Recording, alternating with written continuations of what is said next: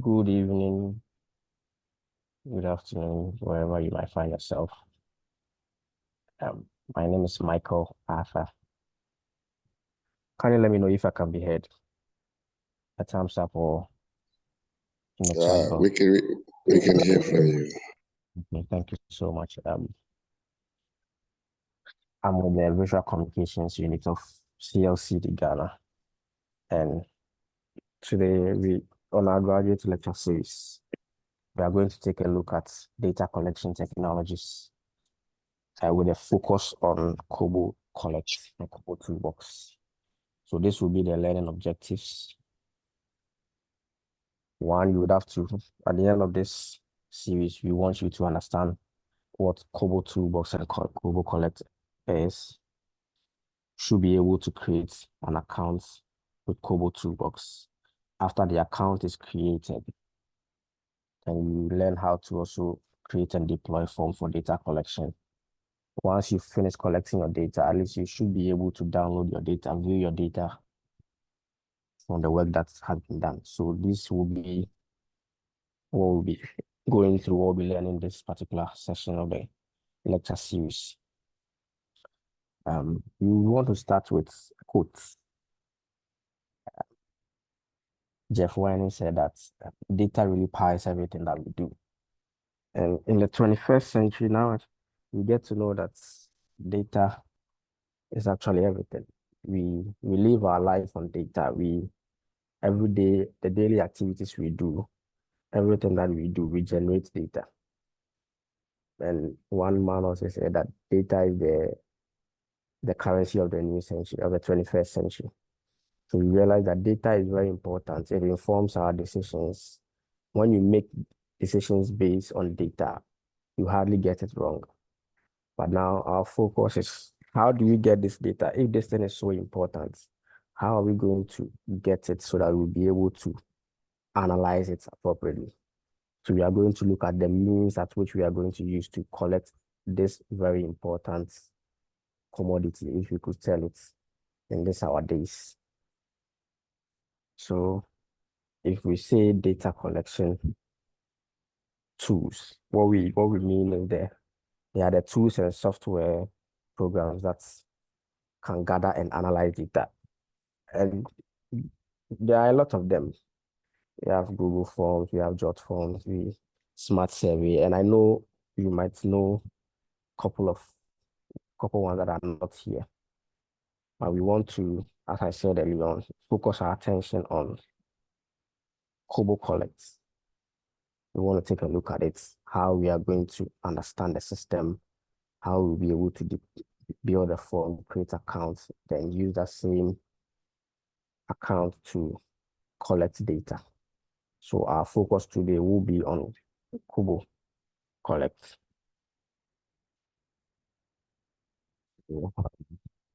Well, we are saying that Kobo Collect is an Android-based application used to collect the data that feeds into your Kobo toolbox. So the toolbox is virtually the online version. It's a suite. So the toolbox is the online version, whilst Kobo Collect is actually the Android-based platform. Is at the moment is solely on the Android-based platform. So let's get the difference. The toolbox is the web application, whilst the Kobo Collect is the Android, but the mobile application for data collection. And what we are saying is that one big advantage of this is that it's free and open source. It's free to a point, and it's also open source. So the toolbox, you can use it to collect data, manage and visualize the data that you are collecting. So it will help you build a form, use that form to collect data, and you can manage the data as well.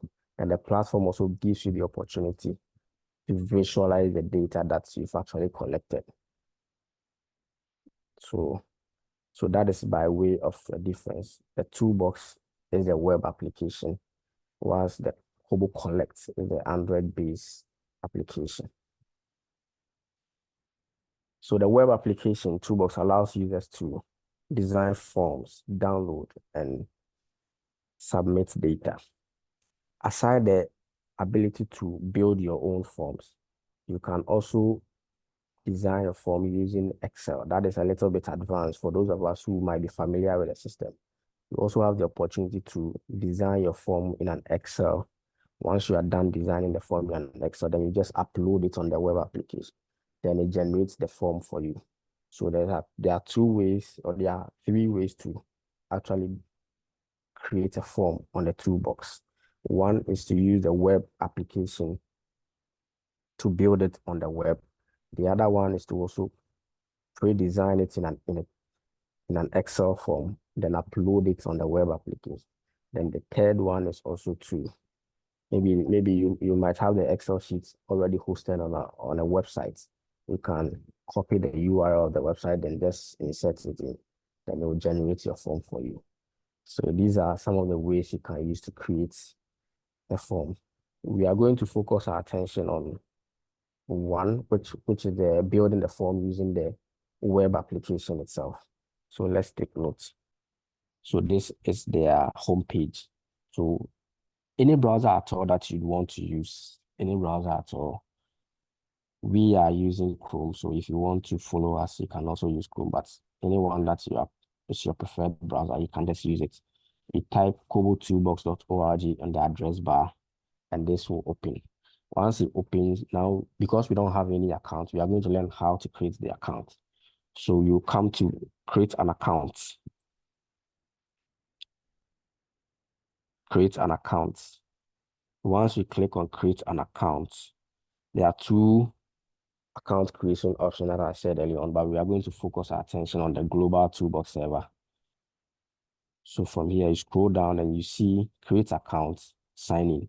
You only sign in if you've already created your account. So anytime you are coming back again from this one, you don't have to create account again. The account creation process is just once. Once you are done with that, anytime you are coming back again, you just sign in. So it's our first time, so we are going to click on create account.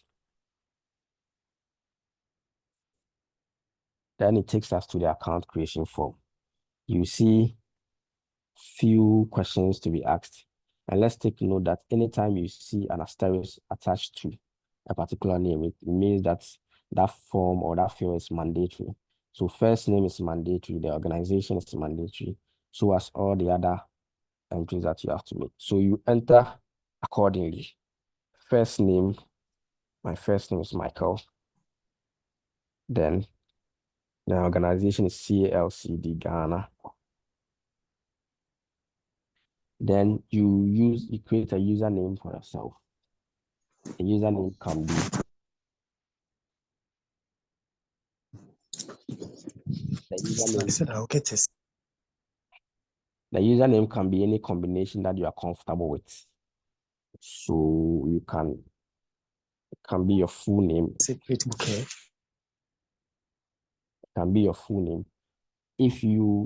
Then from here you add your email address. The email address is very important because after this process, they are going to send you a validation link for you to click to verify.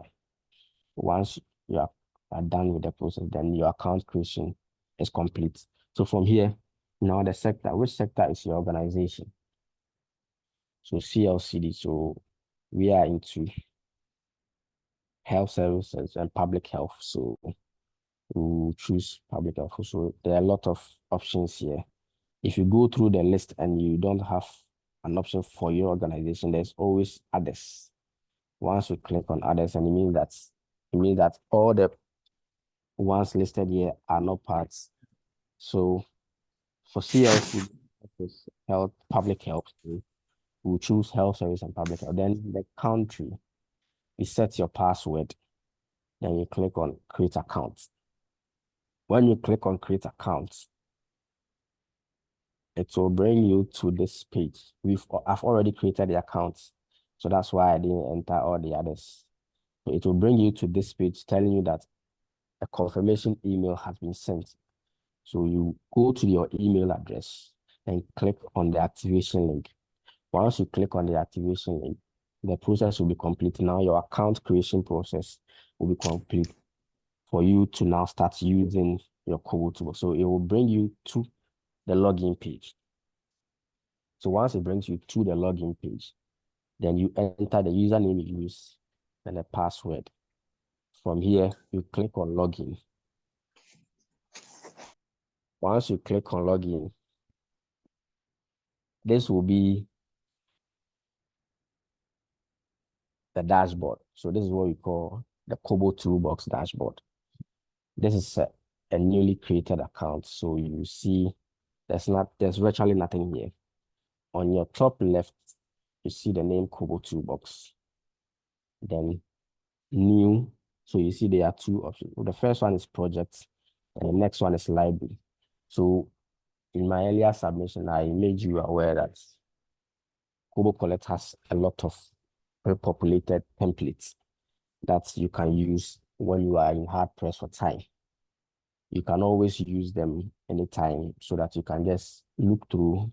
Once you click on libraries, you have your library, then public collections. So the public collections are where all the pre-populated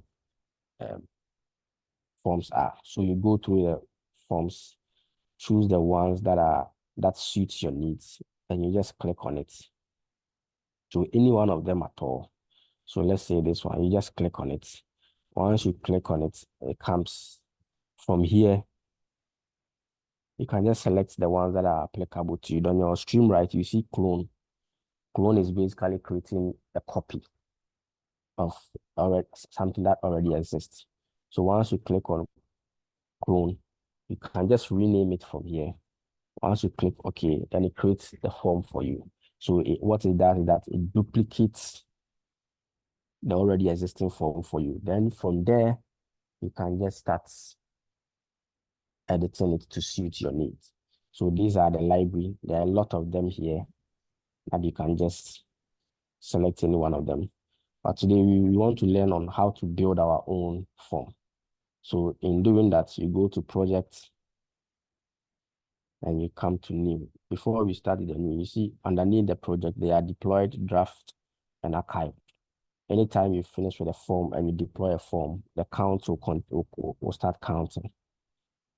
When a form that has been started but is yet to be deployed will be at the draft. Then when a form has been used and you don't want it to reappear again, you can always archive the form so that later on you can pick it again and reuse it. So from here, once you click on new, now there are 4 options. 1, build it from scratch, use a template, upload an XLS file form, or import via URL.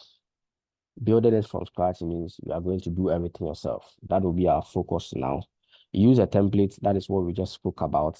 They are already pre-populated templates that you can just go through, pick the ones you are comfortable with, then edit it for your need. This is the third option, is where you've done the thing in an Excel. You've already created your forms and everything in an Excel. So from here, you will just upload it to the system and the system will generate the form for you.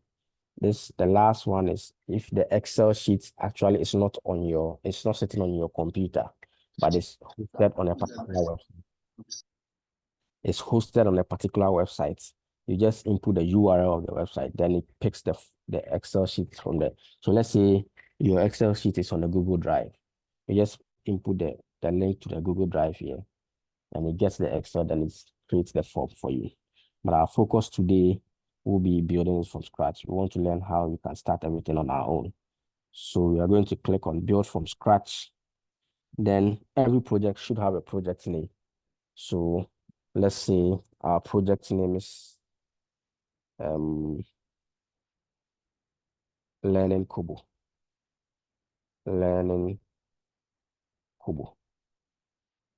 Then what is the description of the project? What is it? What is this project about? So so,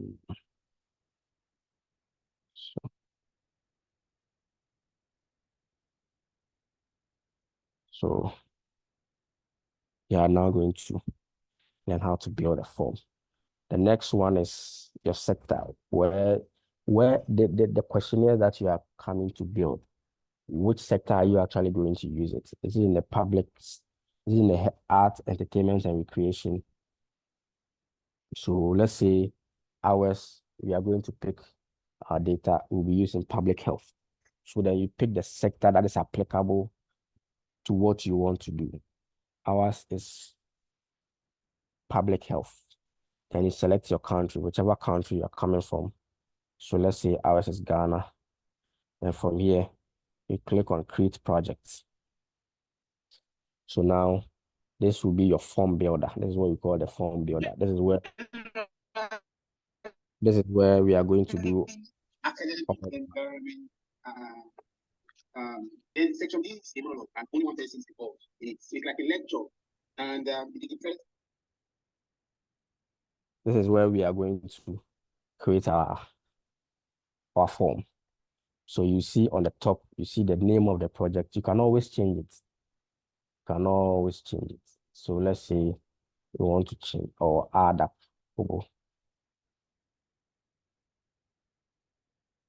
toolbox. You can always update it.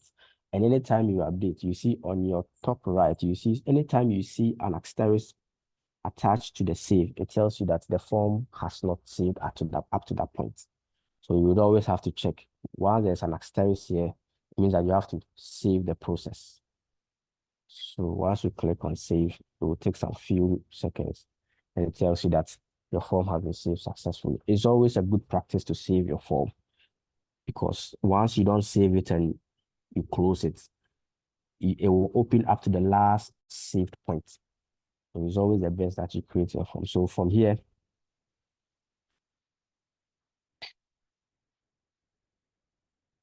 settings and layouts. Once you click on settings and layout, when you start collecting the data and you download the Excel sheets, the metadata is the data that the system automatically adds to the data that you are collecting. So once we start using the form, we are telling the form that it should collect the start time and as well as the end time. If you want to add more, you can always add. So device ID, once you check this, then it means that on the background, the data called device ID, so that the device in which the data collector used in collecting the data will be captured. So anyone, the phone number, the username, so any one of the metadata that you want the system to collect background, you will add it up. Usually it's the start and the end time is always a good data to collect. So from here, we'll just leave it like that. So we are going to now add our first one. So let's say you come to the plus sign here. Once you click on it, then you want to add your first question. So usually when you are building a form or when you are building a questionnaire, usually it starts with a simple note. So we want to follow that process. So maybe you want to add a note before we actually start with the actual question that we want. So this is a form for learning.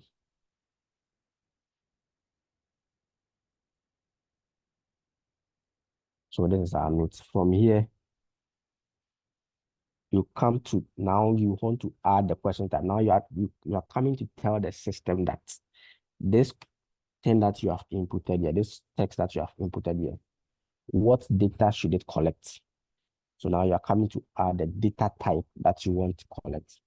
So because this is, so once you click on it, the data types will come. There are a lot of them here. So you select based on your need. So this particular question, we said earlier on that this one is just a note for the people to know that this is the type of questionnaire they are coming to answer. So because it's a note, you look through the data sets and you find notes here. Once you find notes here and you click, what it means is that you are saying that this particular line is just a note to be read, and you are not necessarily collecting any data on this particular line. So from here, you click on notes, then it affects. So now you want to see what we have done. On your top left, you see the preview form, which looks like an eye. Once you click on it, it previews what you have done. So give it some few seconds. Then it starts loading. Now this is our form. So our project title is here, Learning Kobo Toolbox. Then the note we just added is here. This is a form for Learning Kobo Toolbox. So gradually, we have started building our form.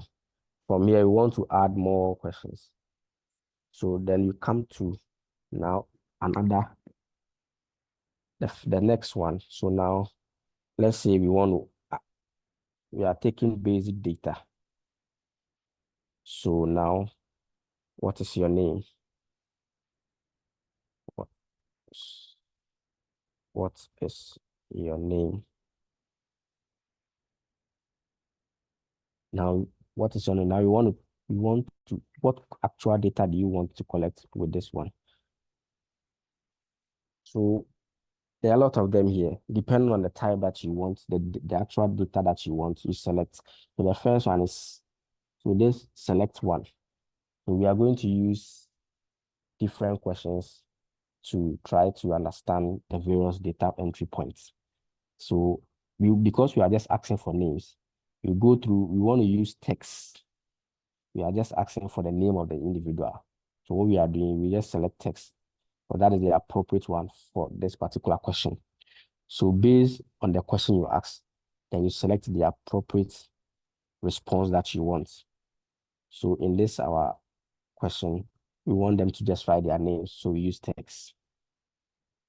From here, we want to ask them their date of birth, or maybe their gender. So what is your gender?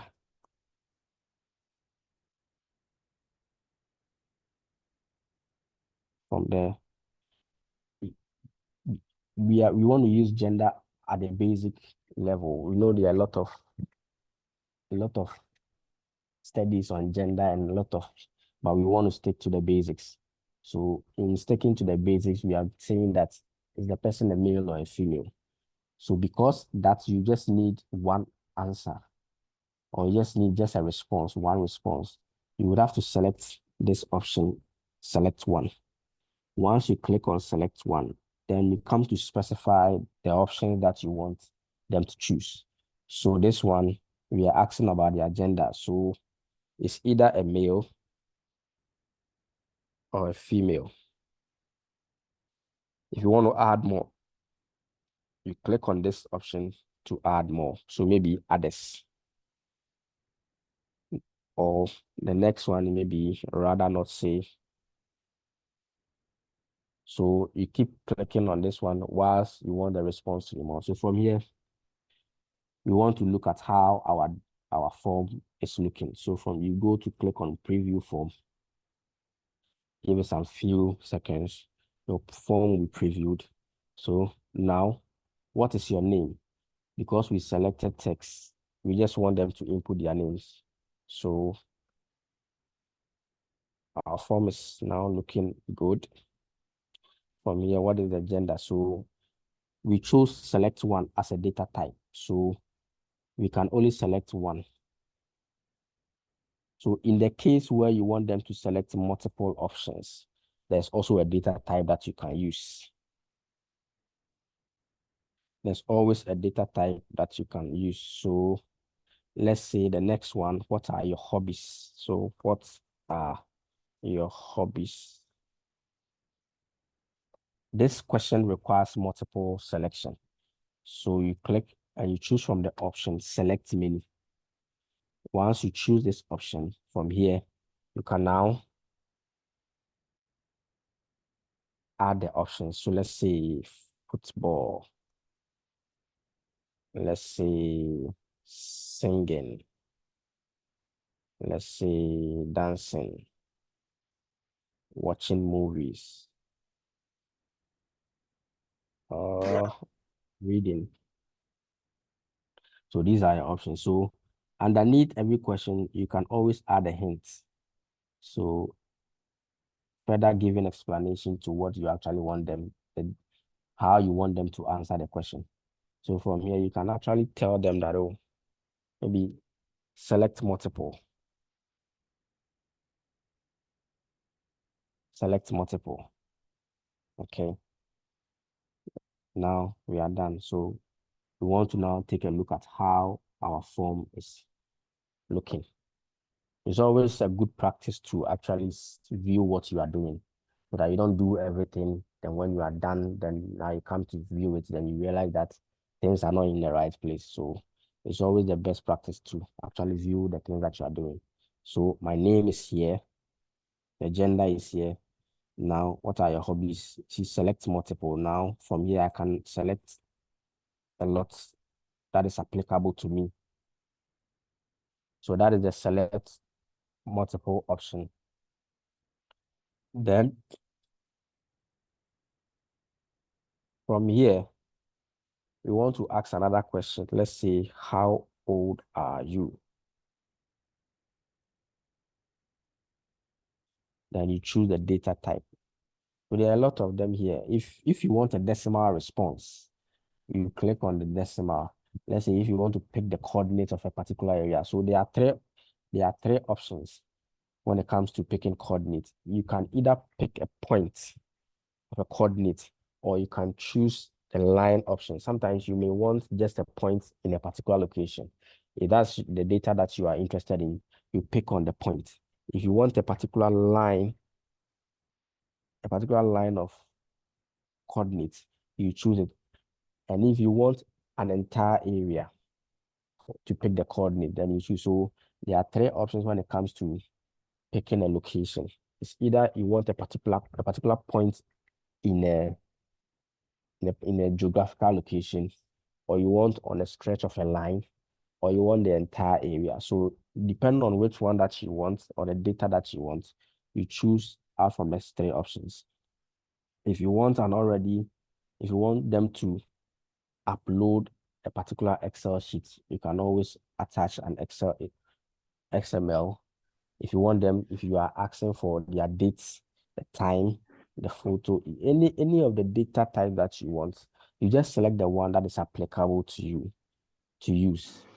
So from here, we are asking them, how old are you? Certainly, we want it in numbers. So we will choose the numbers entry from here. So we just add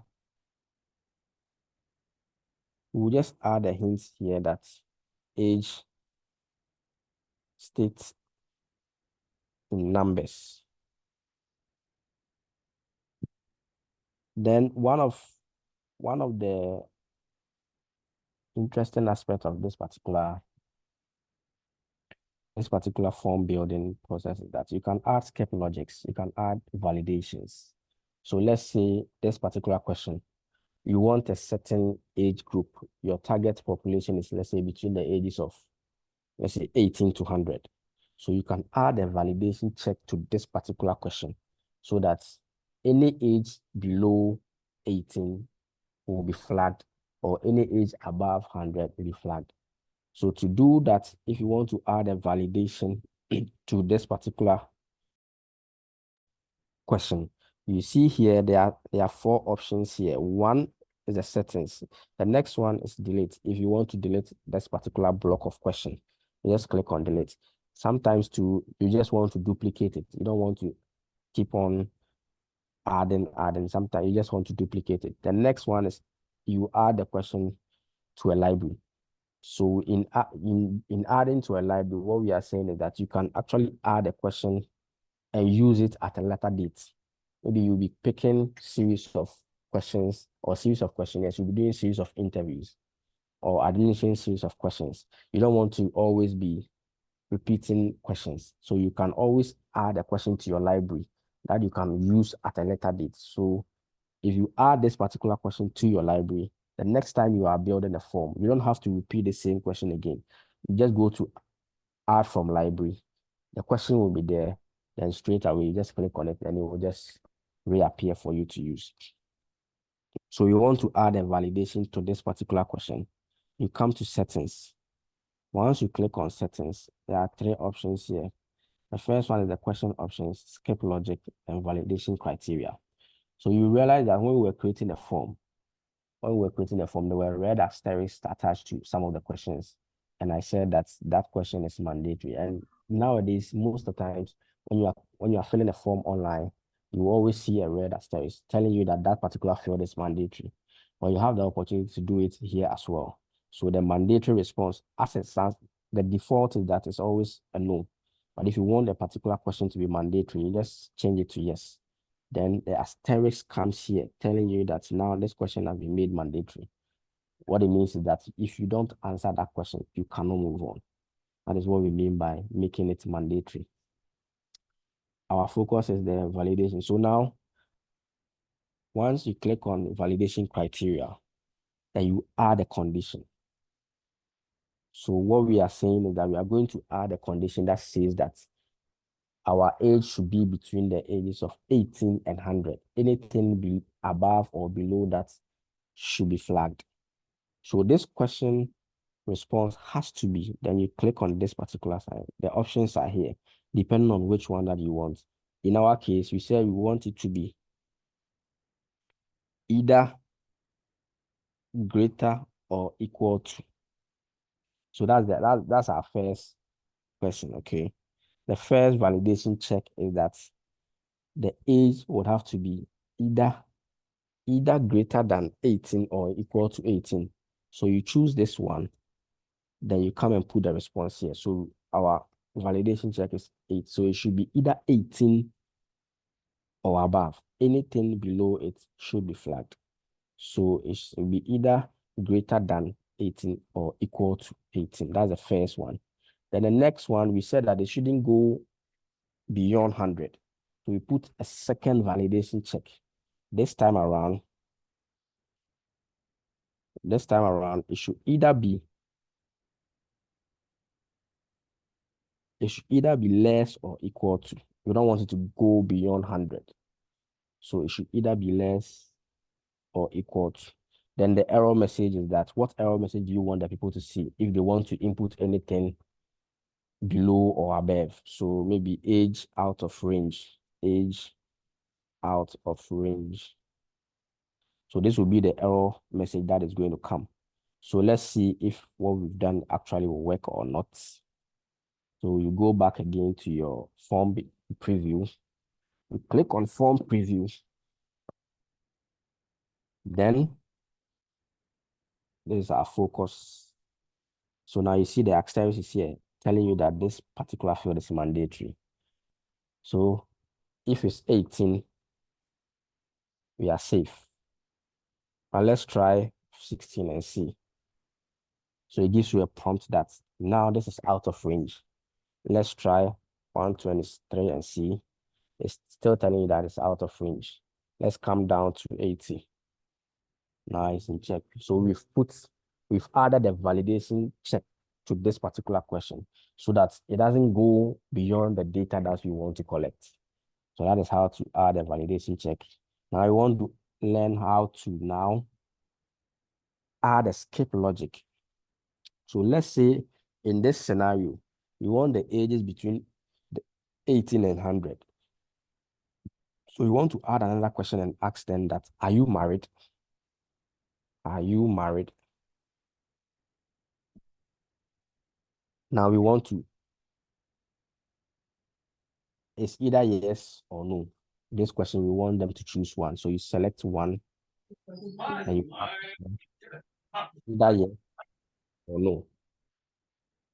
So now we are going to add a skip logic to this particular question. What we are going to do is that we are now going to tell the form that if somebody answers and it gives an age that is below 18, this particular question should not show. If somebody responds to this, but how old are you? And it tells the system that he is 20 years, this question should show. So that's the skip logic. So you come again to settings, then you go to skip logic, then you add a condition. So this question will only appear if the following condition applies. So what condition are we applying? The condition we are applying is that how old are you should be either greater or equal to 18. That's our first skip logic. Okay. So we are saying that are you married should only appear if somebody responds and he tells the system that he's 18 years and above, which is in most countries the legal age that a young adult can marry in most countries. So let's say this is our skip logic. Let's go and see. It's always good to save your process. So don't forget that, always save your process. So from here, you click on form preview, and let's go and see. So you see, we've added the question, are you married? But the question is not showing here because we've given a condition to this particular question.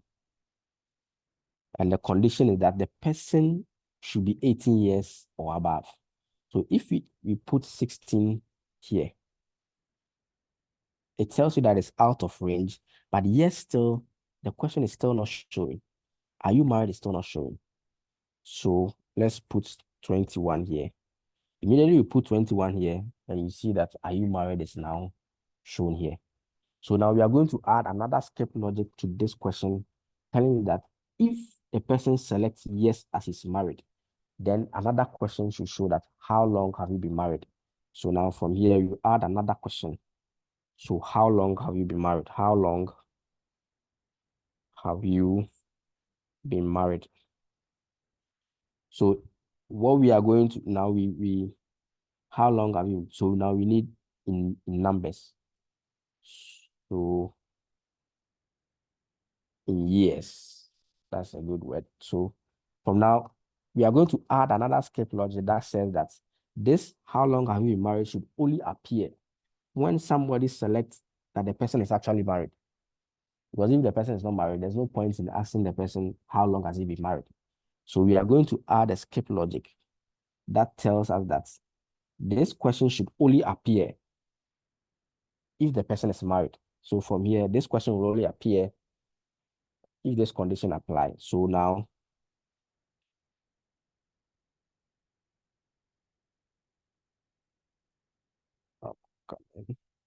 are you married?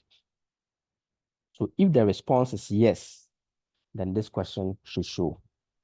So are you married? Yes. So this is the condition. So now let's go and check whether our skip logic will work. It's always good to save your process. Let's not forget that. So from here, you go to your preview form. Give it some few seconds. And let's go to our point of interest. So now we are 22 years. So I'm married. So now, are you married? Yes. Once you click on yes, now how long have you been married? So let's say if you click no, the question doesn't appear for you. So this is how you add skip logic and then also form validation whenever you are building a form. So you see that it's not anything complex. It's very simple, straightforward. And that is one thing that is so powerful about this particular system, that you shouldn't struggle to learn this.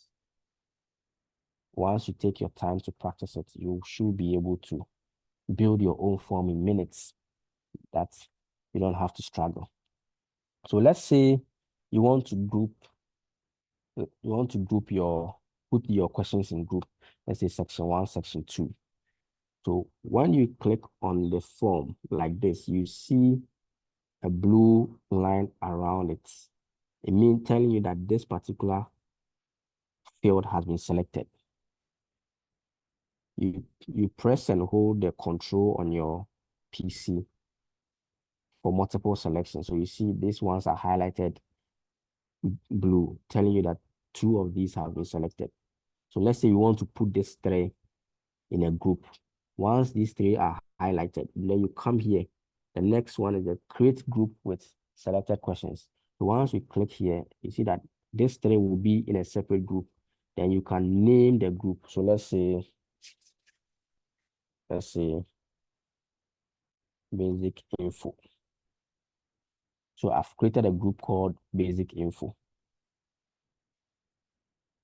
So let's look at how, then we want to add another group for this one. We want to add another group for the second batch of questions. So this is one way to do it. You can just select the first one, create a group like this. So you select the first one, create a group for just that one, then maybe basic info 2. From here, you can then add a question that is not part of the group to the group. So you come to the left side here, then you click and drag to add up. Once you click and drag, you see that there will be a dotted line telling you that now this particular question is part of this group. So once you see the dotted line, then you just release your hand from the mouse, then it drops it. You can always rearrange it if you want this one to come first. So you can always rearrange your questionnaire. So if you want, just press and hold and drag down. Once you see the dotted lines, it means that you can just reposition it anywhere you want. So you can always add a question that is not part of a group to a group by just clicking and dragging. Then you release it. So now we have 2 groups now. So let's see how the form looks like.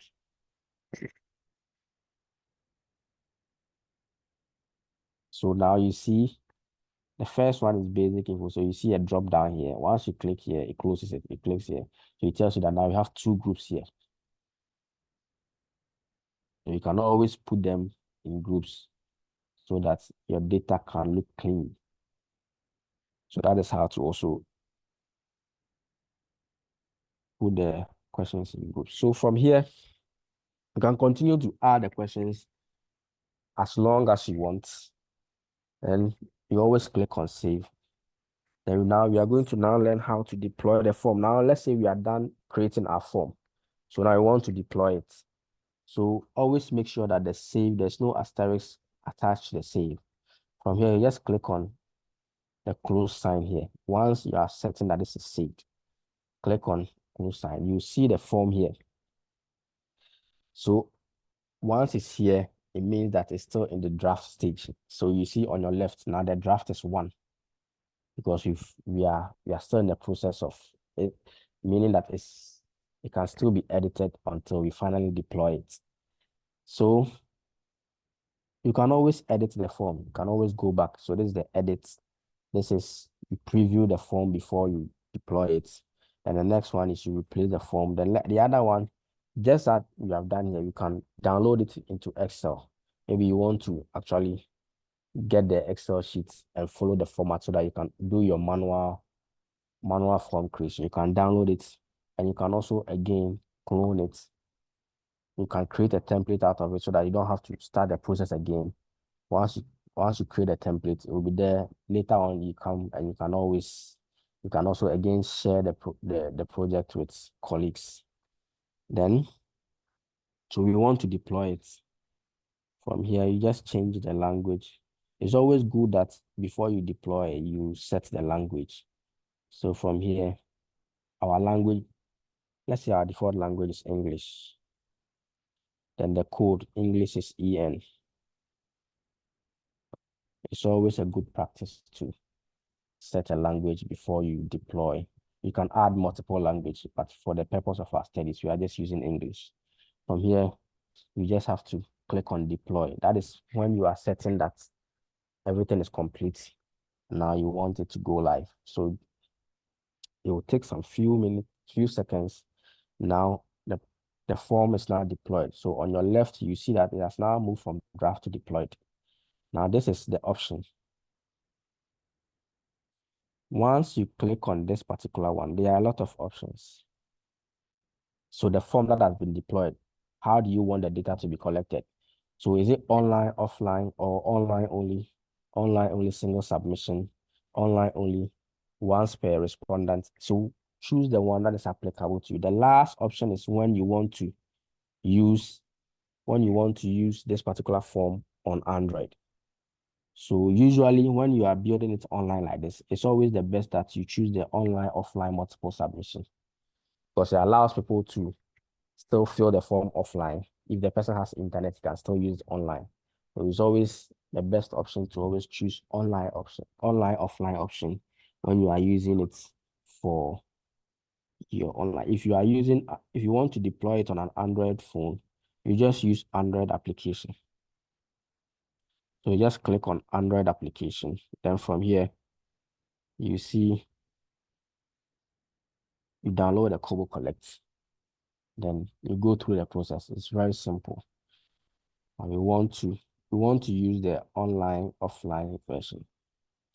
So we have selected this option. Then how do you get the link? You just come here and copy. Once you click on copy, now you have the link. So from here, you can just either share the link with your friends online or anywhere on any of the WhatsApp group, or you can create a QR code with the link and share the QR code for people to scan and fill the form.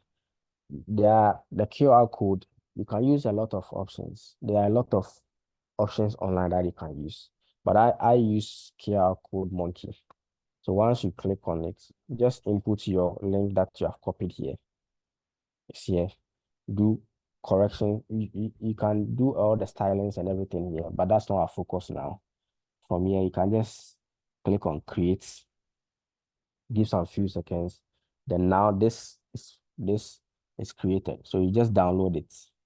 Once you download this particular QR code, you can then share the QR code with your friends and they will be able to scan and fill the form.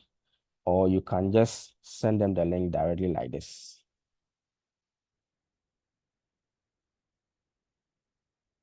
Send them the link directly like this. So, don't know if you can see my screen. So you see, once you just input a link like this, now from here, this is the form that you just created. It is the form that you just created. So your basic information is here. Everything is here. The last one, so let's say we want to fill it. What's your name? You just put your name, input the data. I'm a female, I'm a male. You select options. How old are you? I'm 22 years. Your skip logic still works. Are you married? No, I'm not married. Then the form is complete. So from here, you have two options. Either you submit straight or you save it. So let's say you are filling this form offline. It's always good that you save it. Once you save it, you click save and close. You see on the top left here, the count is 1, meaning that you've made 1 entry. So anytime you get internet access, you can always click on the side here. The form will be here. And you can just click on upload. And that will be all. Okay. So this is the process. If you have internet, you just complete the process. Then you just submit. So let's fill.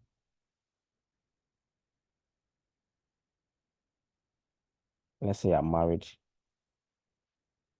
10, 14 years. Then you submit. We've submitted the first one. So let's say another one. We want to fill like 2 so that we take a look at how the data is. So no, I'm not married. I submit it.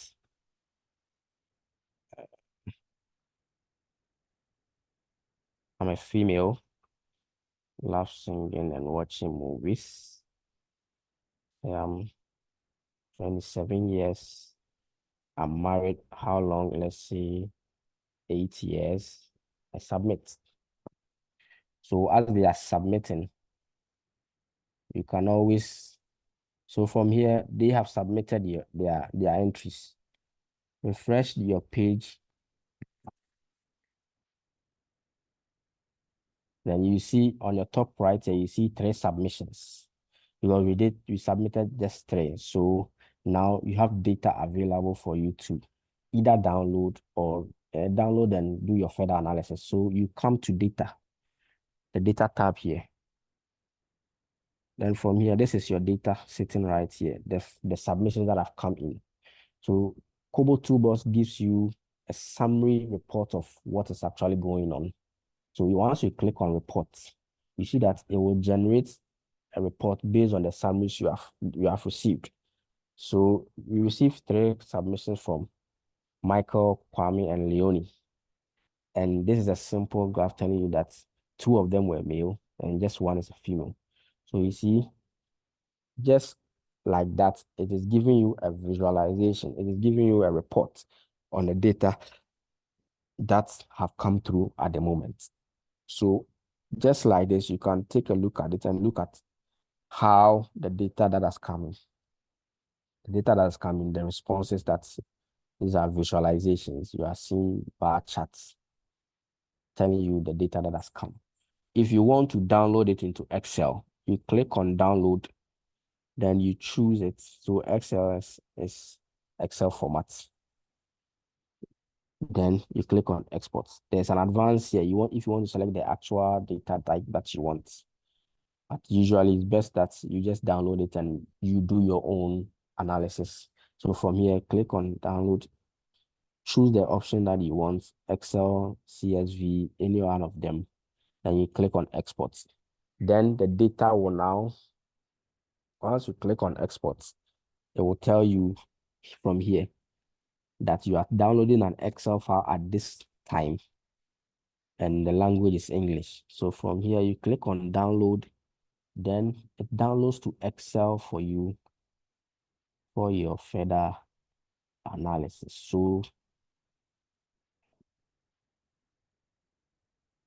So basically, this is it. This is how to create forms using Kobo Toolbox. So we would want to end our process here and invite questions if there is.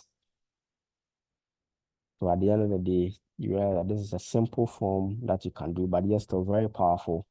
Gives you all the opportunities that you can to create your form, add skip logic and validation, then deploy your form as they are making the entries. You are seeing what is going on from here. So thank you for your attention and we welcome questions and submission. I'm sure some of us might be familiar with the platform. If you want to add up, we welcome you. So Joe, thank you very much and I'm on standby for questions.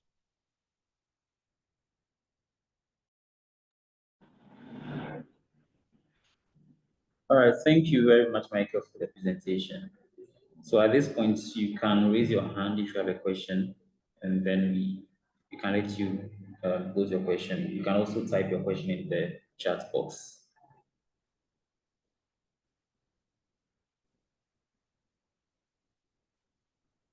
Any questions for Michael?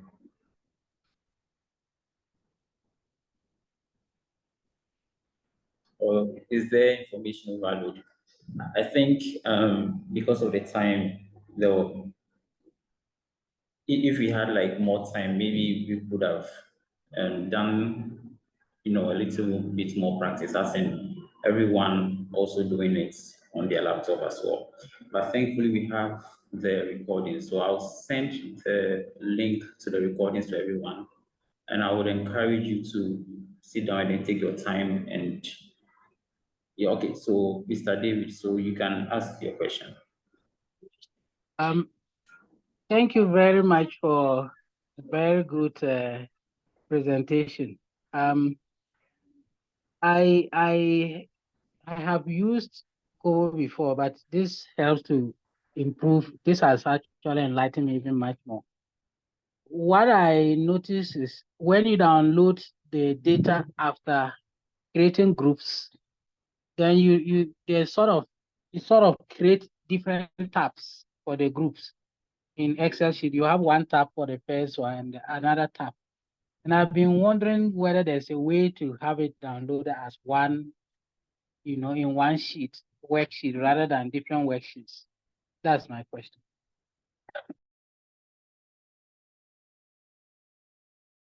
Well, actually, okay, so let's see how the data showed up when I downloaded it on the Excel sheet. And let's see if that's how you were saying it, because from what I downloaded, it's just one tab. with the responses and everything. So give it a few seconds, it will show up. Yes. So this is the downloaded data. So the metadata that I said earlier on, the start and the end time was done by the system. So you see that it's just one tap, Learning Kobo Toolbox. So, and all the responses are here. Okay. So maybe you can follow the process and try again from your end and see. Once it's downloaded, you see that it's just one tap. So you see all of them are here. All of them are here. So yeah, thank you. So I don't know if I've answered your question, but you can follow the process like we did. Yeah. Try Yes. and Yes. then I you see that. think that is it. Okay. Yeah. Okay. Thank you. So. All right, so if there are no more questions, thank you very much, Michael, for your presentation. I'm going to send the link to the recording once we upload it to our website. And you can sit down and then try and practice on your own as well, so that you will be able to use it to collect your data. So thank you all for joining us as well. And we'll have our next lecture next month, and I'll inform you ahead. Thank you very much and have a good evening.